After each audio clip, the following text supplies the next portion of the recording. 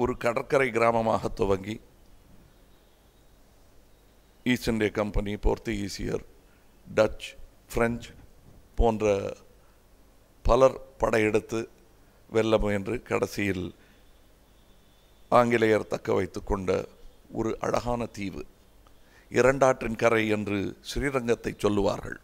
சென்னையும் இரண்டாற்றின் கரைதான். அதற்கு இன்று 375 வயதாகி இருக்கிறது. இந்த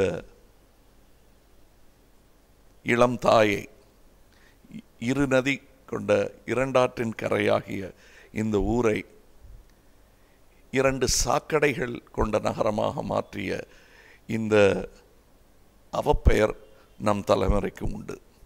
இதை மாற்றும் திறமையும் நமக்கு உண்டு. அதை செய்தால் சரித்திரத்தில் நாம் 2 நதிகளை சுத்தகரித்து புதுப்பித்த வித்தகர்களாக போற்றப்படுவோம்.